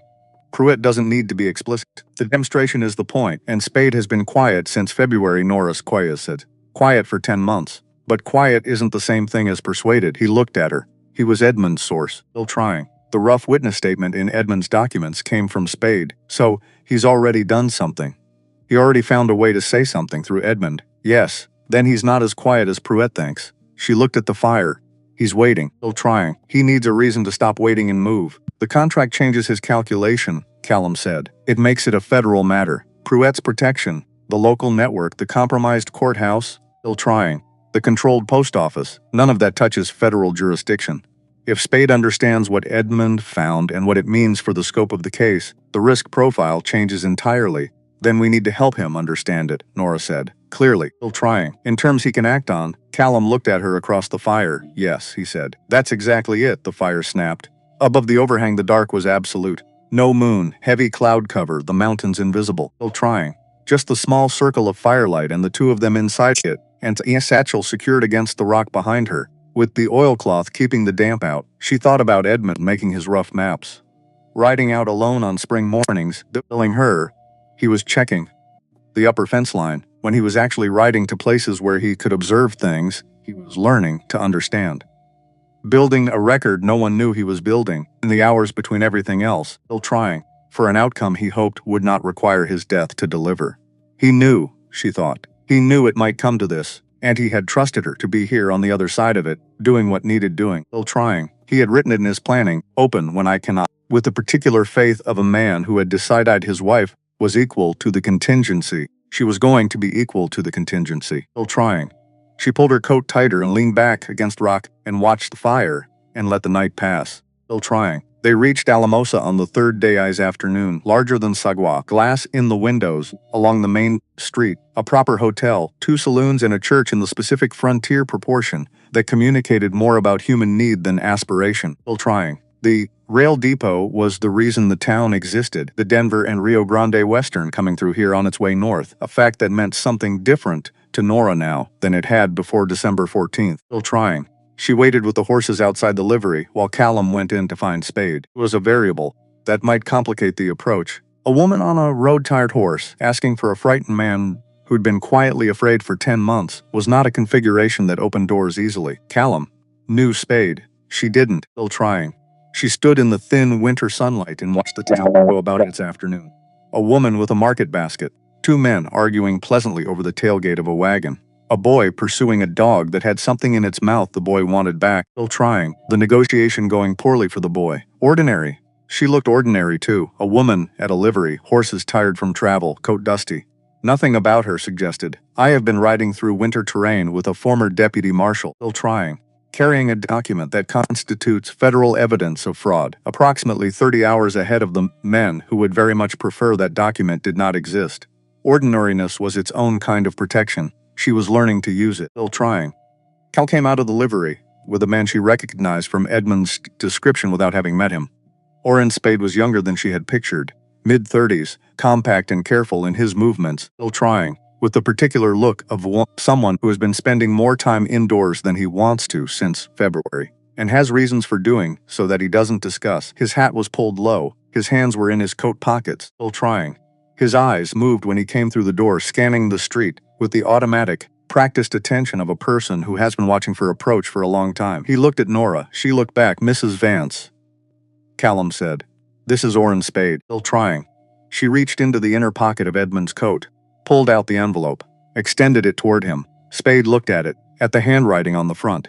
At Edmund Vance's name written in Edmund Vance's hand. Something moved through his face. Not simple recognition. Something that came before recognition. that was older and more complicated. Still trying. The specific look of a person seeing proof that the thing they were afraid of is exactly as real as they always believed it was, which is terrible, and also proof that someone else saw it too and did something about it, which is something else entirely. Still trying. He said. Spade started. Stopped. Cleared his throat. He said if something happened to him the proof would still be there. That he'd made sure of that. He made sure of it. Nora said. Spade looked at her for a long moment. At Edmund's coat. At her face. Still trying. Which was not what he'd expected. She could see to that. Not the fragile grieving widow, but something more difficult to categorize. Still trying. Something that had been ground down to its essential components by 6 months of hard weather and had discovered in the grinding that the essential components were considerable. He took the envelope. Still trying. They sat in the back room of the livery for 2 hours. Spade talked the way a man talks who has been holding something for 10 months in a place where the carrying of it has left a mark. Not rushing, not flooding with relief. Still trying. But with the careful deliberateness of a person who has been precise about this thing for a long time and does not stop being precise just because they've finally arrived somewhere they can set it down. He confirmed everything. The dams, the location. Still trying. The construction timeline, the engineering purpose he had eventually understood. The falsified survey markers he had personally helped install before he knew what they were for. The conversation with Pruitt in January when he had said he was finished. Still trying. And Pruitt had received this information with the specific look of a man who does not argue because he does not need to. The riders who came the following week. The hour they stood outside his house. Still trying. The manner in which the point was made without a word being said. I went to Edmund Vance in March, he said. I'd been hearing about him.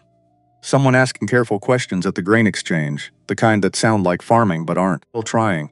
I went to talk to him. He looked at the envelope, still in his hands. He was the first person I'd spoken to in months who wasn't afraid. Or who was afraid in doing what needed to be done anyway. Which came to the same thing. He was afraid, Nora said. Still trying. He was just disciplined about it. Spade looked at her with the expression of someone recognizing something they've been trying to articulate. He talked about you. Said his wife was the most stubborn person he'd ever encountered. Still trying. He said it the way you'd say a river runs south. Just a fact about the landscape. She did not say anything to that. She received it. What do you need from me? Spade said. A sworn statement, Callum said. Everything you've told us. Written and witnessed. Still trying. And then Denver, Nora said. With us. The governor's office. Spade was quiet. They were outside my house for an hour, Spade said. In February. Just standing there. My wife was inside. My daughter. He looked at his hands. Still trying. I haven't told you about my daughter. No, Nora said. She's 4 years old. He was quiet for a moment. I've been telling myself that if I stayed quiet, if I just stayed quiet, they'd eventually find someone else to worry about. Has that worked? Nora said. Spade looked at her. Not unkindly. More the look of a man recognizing something true. That he hadn't wanted to hear said out loud. No, he said. It hasn't. It won't, she said. Men like Pruitt don't stop watching people who know things. They wait. Still trying. And the longer they wait, the more it costs to move against them. She thought of Edmund eating supper across from her for 6 weeks, with the contract in his chest. My husband knew that. He was building toward the same choice you're looking at now. Still trying.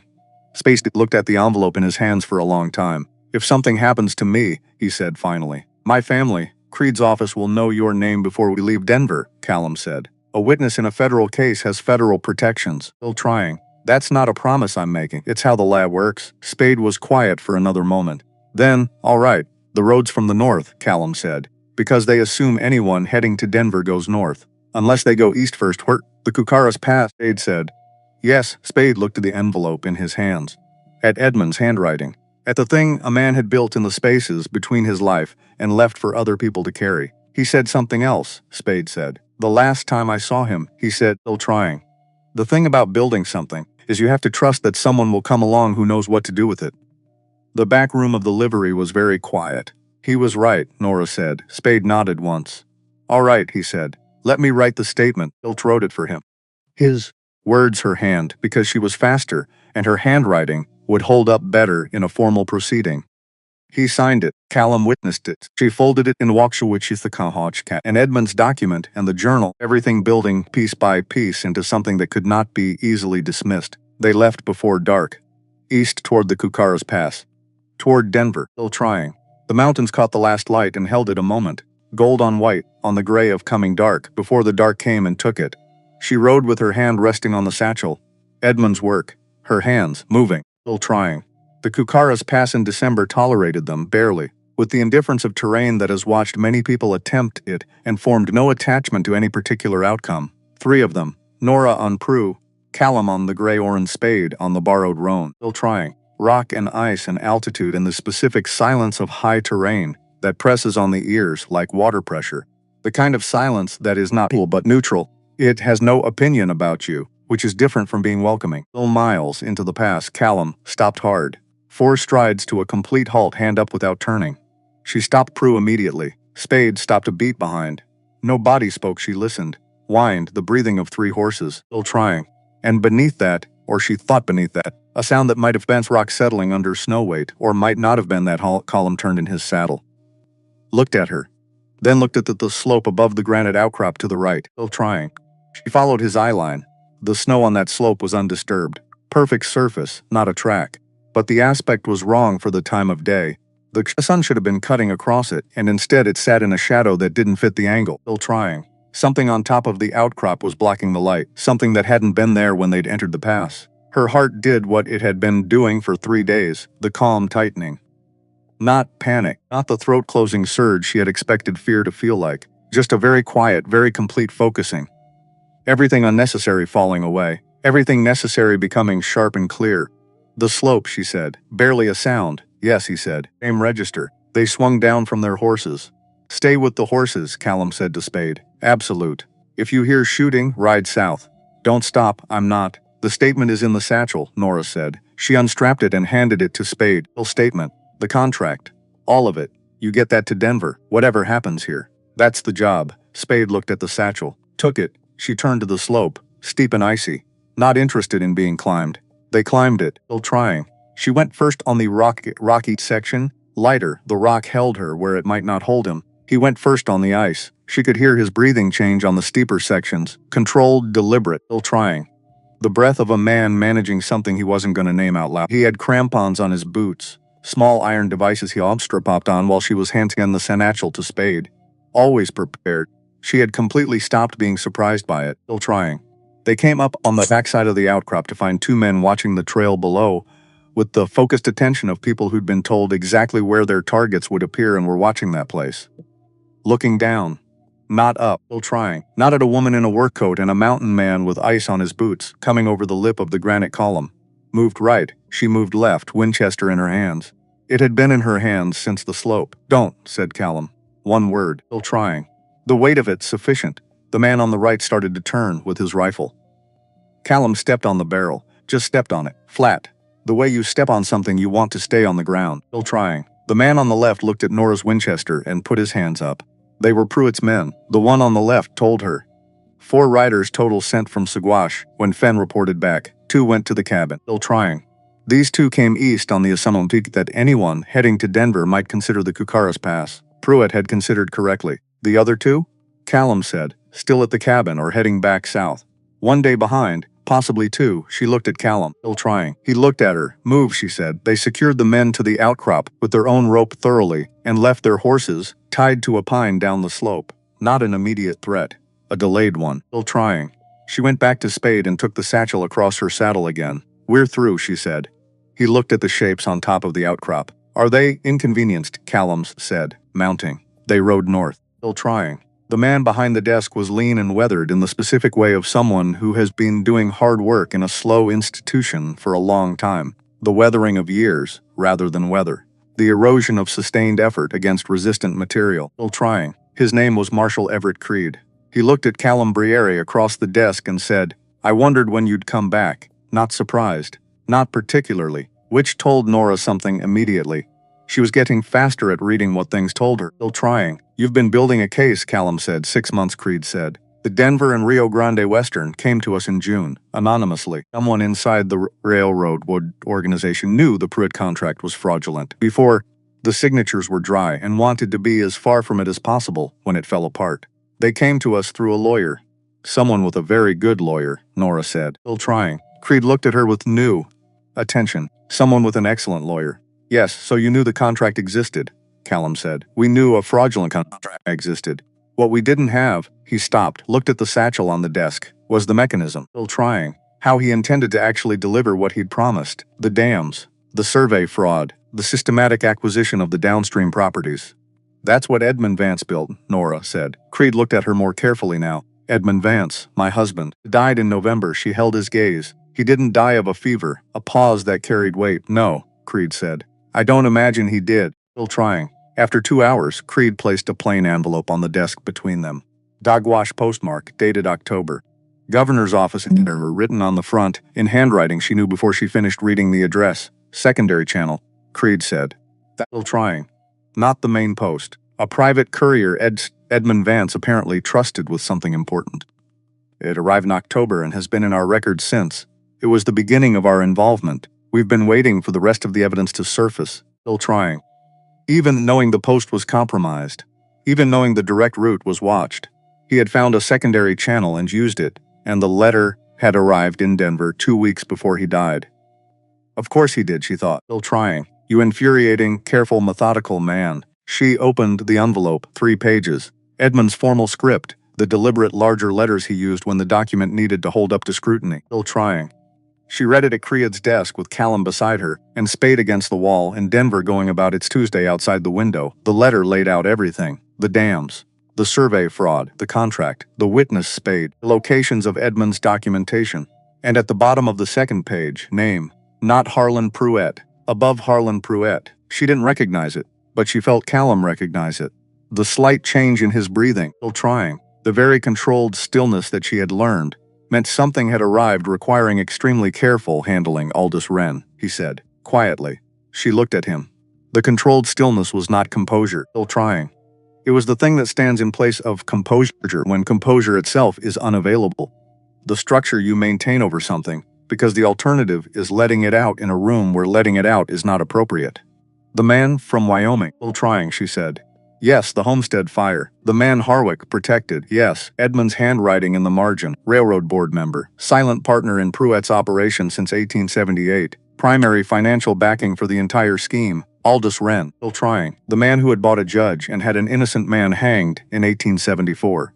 The reason Callum had walked away from the Marshal Service and gone up into the mountains and stayed there for 8 years. Not gone. Not finished. Simply moved south, still trying. Found a new partner, continued with the patience of a man who has always believed that money and time are sufficient to solve any problem. Doing exactly what he had always done. He's been operating this entire time, Nora said.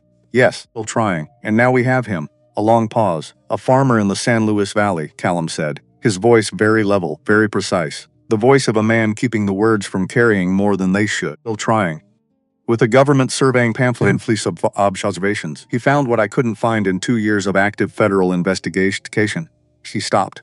Something happened in his face then. Not dramatically. Still trying. Not in the way that things happen in performances. A very small, very quiet fracture in the controlled surface. Something that had been held at specific tension for 8 years finding, at exactly the moment it was given permission to, a slightly different shape. Nora looked at him steadily. Still trying. She didn't say Edmund was thorough or Edmund was careful or any of the things she had said before because she had said them, and they were true. And he knew they were true. And what he needed now was not more true things about Edmund, but something else. Still trying. He trusted you with it, she said. He gave you the envelope because he trusted you to be here, on the other side of it. He saw that in you after one meeting. Callum looked at her. He saw right, she said. Something in him. Not broken, not undone, but rearranged. The specific rearrangement of a man who has been carrying a weight so long that he has built his entire posture around it, and someone has just offered to take half of it, and the offer is real. Yes, he said. He did, be still trying. The federal proceedings against Harlan Pruett, and Aldous Wren were initiated on a Wednesday in January of 1882. She was not in the room. She was at the hotel across the street from the federal building, still trying, at a window table, with a cup of coffee that had gone cold while she watched the door of the building, the street below it, and waited. Not anxiously, still trying, with the specific quality of waiting that lives on the other side of sustained effort, the stillness that comes to when you have done everything available to you. And the next part genuinely belongs to someone else, and there is nothing to do but let it. Still trying. Callum came through the hotel door at 4 in the afternoon. She looked at him. He looked at her, both of them, he said. She put the cold coffee down.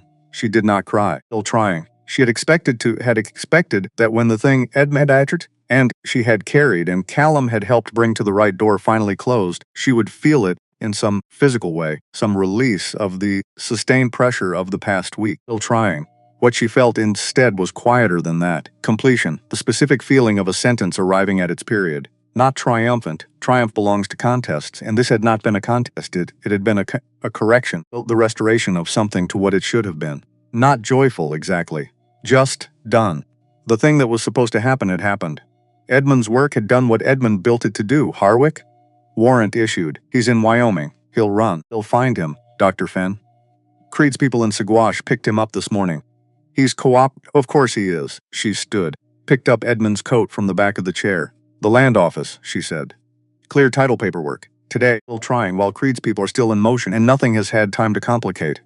I know the clerk, Callum said. He's clean. Good. She put the coat on and buttoned it. Then a telegraph to Phil Gates at the Saguache Grain Exchange. Still trying. He's not Pruitt's man. They've had a property line dispute for years. I need him to check on my horses. I'll ride back with you, Callum said. She paused with her hand on the last button. You don't have to, she said. I know. She looked at him, still trying. He looked at her. I'm riding back with you, he said. She picked up her gloves from the table. Then let's file the paperwork first, she said, before the clerk's office closes. Still trying. They rode south out of Denver on a Thursday morning. 3 became 2. Orrin Spade stayed in Denver. Creed had more paper to fill, and Spade had more to say, and neither of them were finished with each other yet. Still trying. He shook Orrin at the door of the federal building and held it a moment, not looking for anything, just acknowledging the weight of what the hand had carried. He would have been glad to know you, Spade said. Edmund was the he. She understood that, still trying.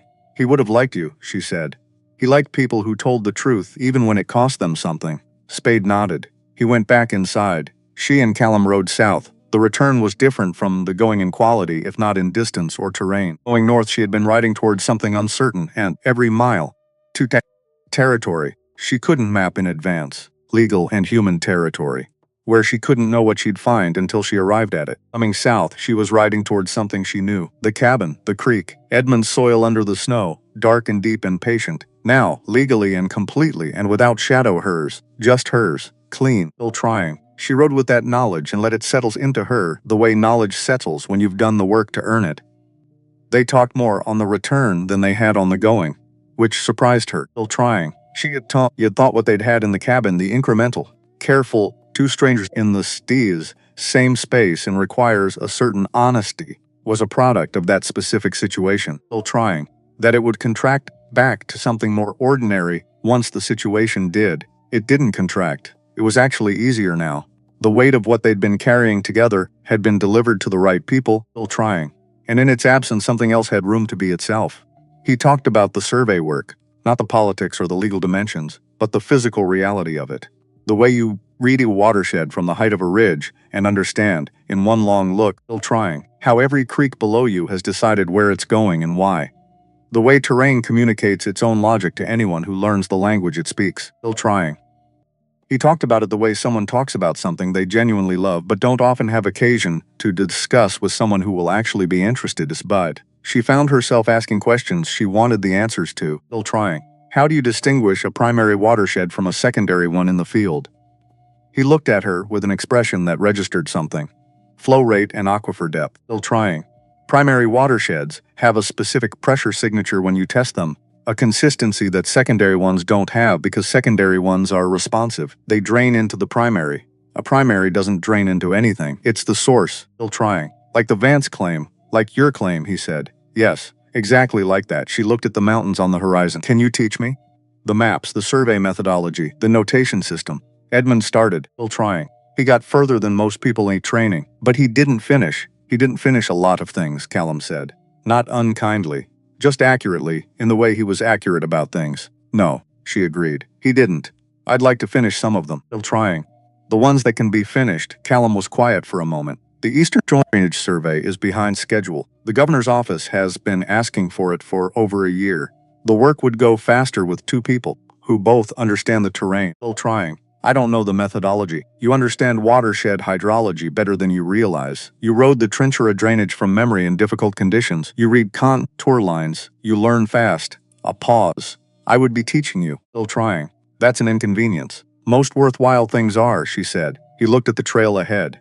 All right, she said. Just that. He said nothing. She had learned by now that this was not the same as silence. Still trying. They reached the cabin on a Sunday afternoon. The sun was going behind the western ridge in the specific way it goes in December.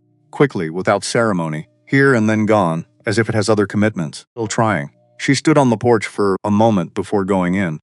Callum stood beside her. She looked at the creek. At the tree line where she had found she was covered now in new snow, clean and white, and without any evidence of what had happened there. Still trying. She thought that's a strange place for a beginning. She opened the door inside. Everything as she had left it.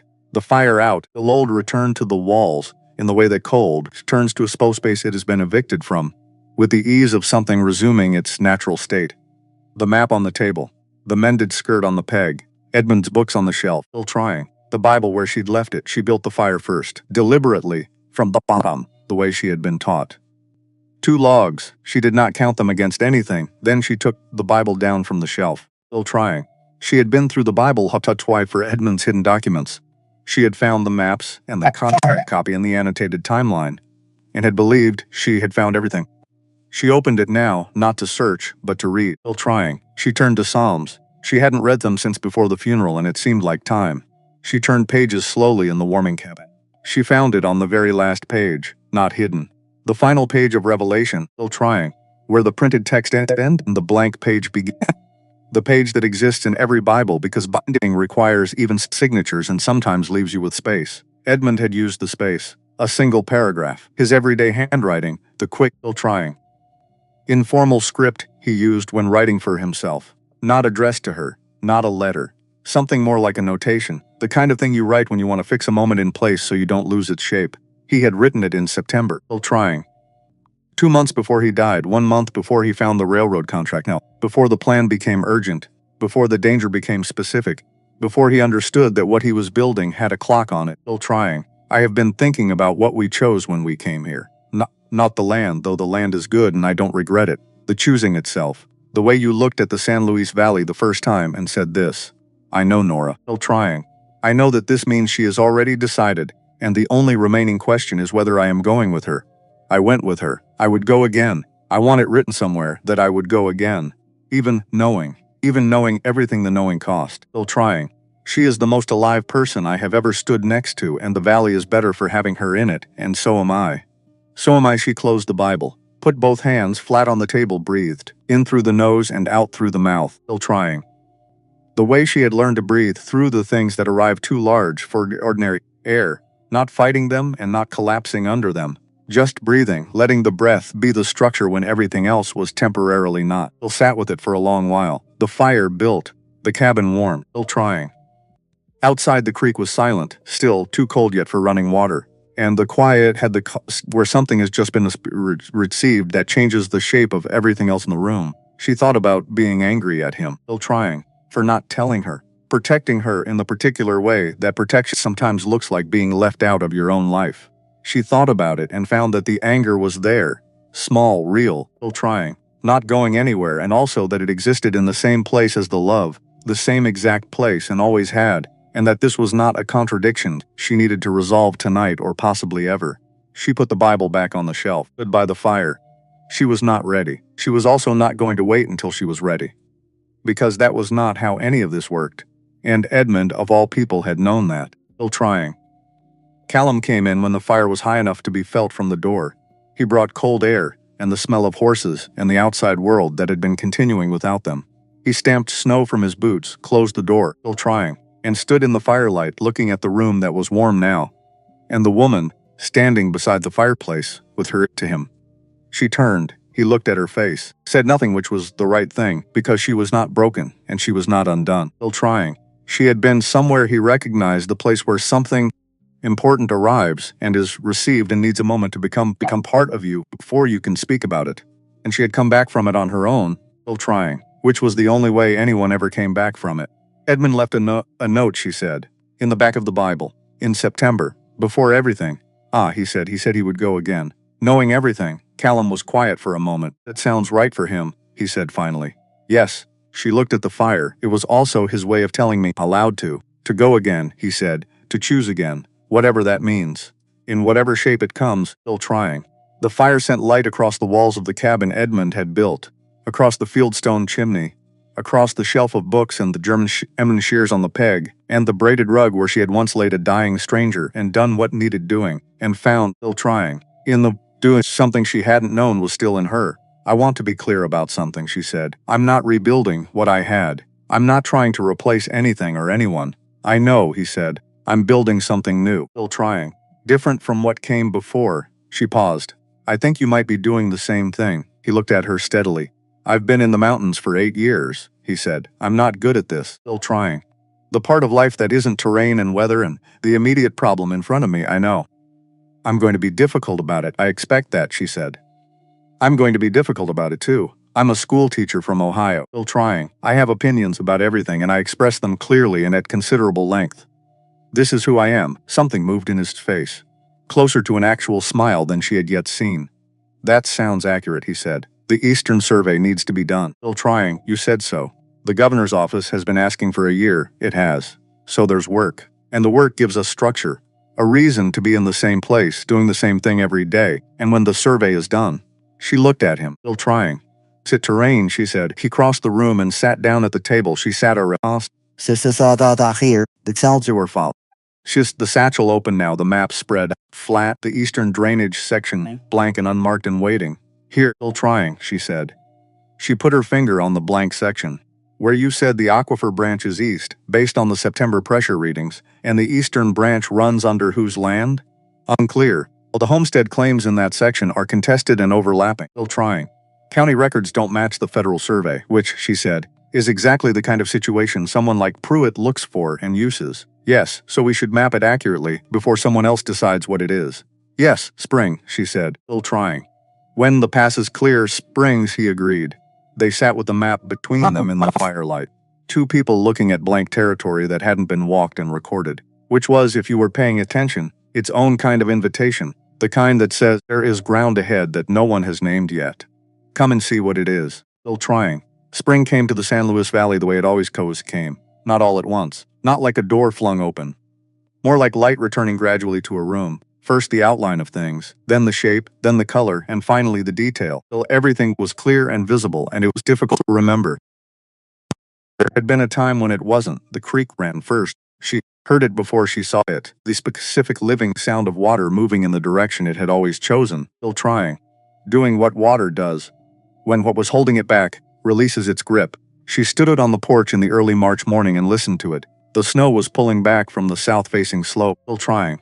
The dark soil appearing at the edges. This where they arrived first. Edmund's soil, her soil. The dark, deep, water-fed ground that sat above the primary aquifer of the San Luis Valley and would sit above it for as long as someone took care of what sat above it. It would take care of it.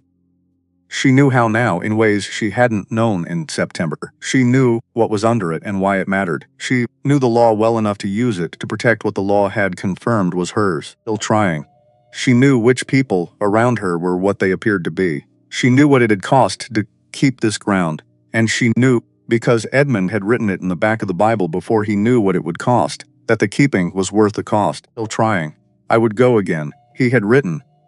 Even knowing everything. She stood on the porch in the March morning and breathed the air that smelled of snowmelt and pine, and the particular green-edged quality of things beginning again after a long time of not beginning, still trying. The smell of coffee came from inside the cabin. She turned. Colum was in the doorway with 2 cups. He handed her one.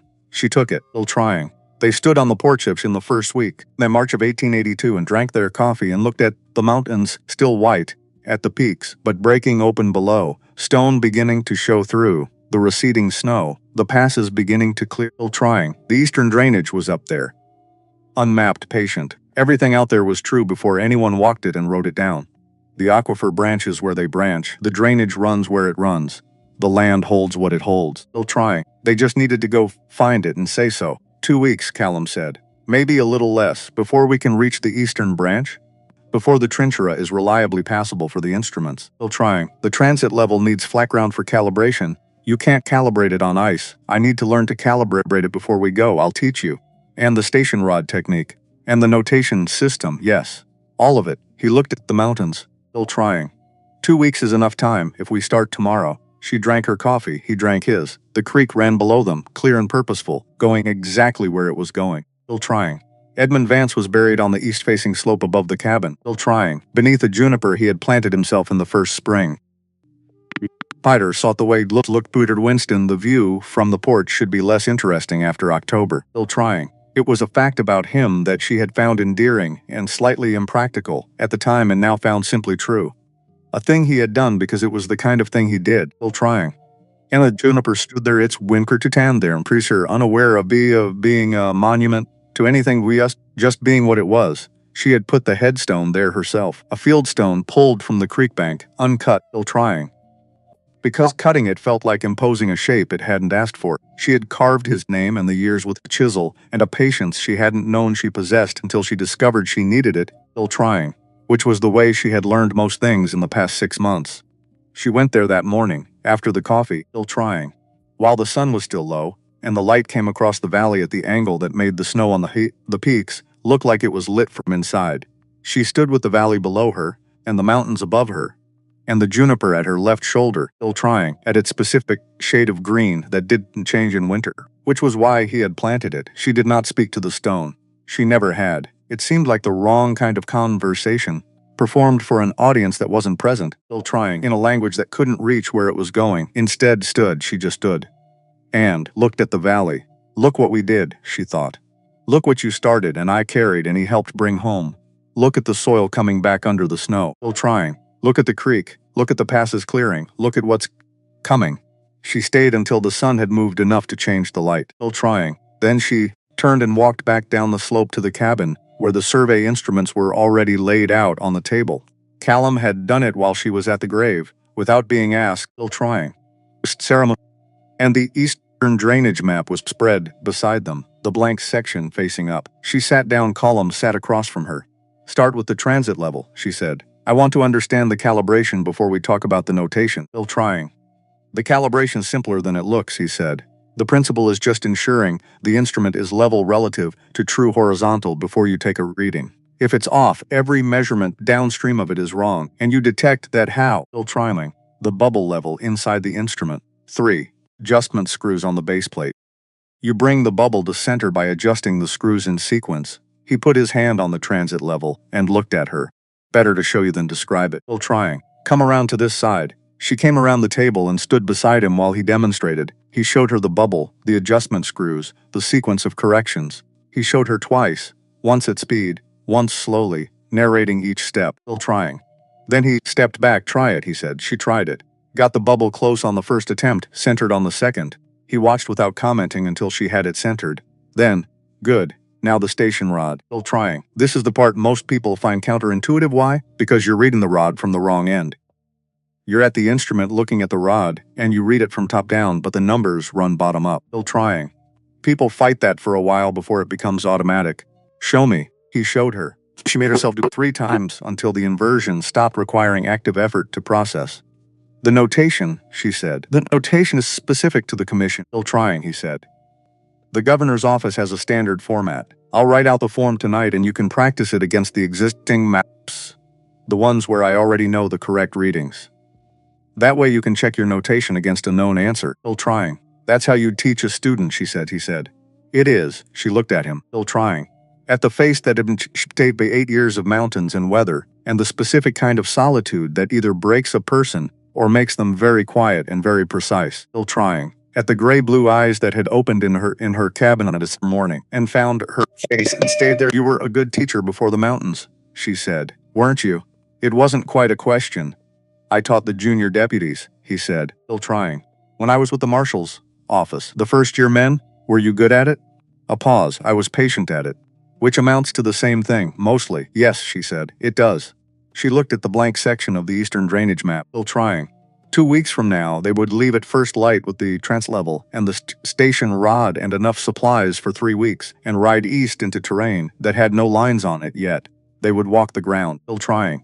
They would take readings and make notations and build, one measurement at a time, the description of a place that had been true before anyone described it and would continue to be true after. They would write it down so that what was true could be known, still trying. And what was known could be protected, and what was protected would belong to whoever it actually belonged to, rather than whoever had the money and the patience to take it. That was the work. She had always known what the work was. She just hadn't known, till recently, what her part in it looked like. She picked up the pencil. She wrote at the top of the blank survey section. Not the formal notation yet, just a beginning N. Vance and Cibriare, Eastern San Luis Valley Drainage Survey. Commenced March 1882. Still trying. She set the pencil down. Outside, the creek ran south with the purpose of water that knows where it's going. The sun moved across the valley the way it always moved, without hurrying, without stopping, still trying, following the same path it had followed since before there were people to watch it or names for the things it illuminated. The blank scented bing in 2 weeks, they would big again till it ends. She picked up the transit level and tried the calibration, again still trying. The bubble came to her on the first attempt this time. Better, Callum said.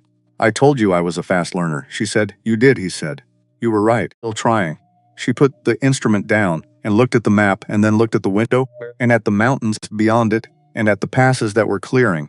Day by day, 1 degree of temperature at a time, still trying, opening the way into the territory that had no lines on it yet. It was there. It had always been there. They just had to go and find it and say what it was. She was ready to go.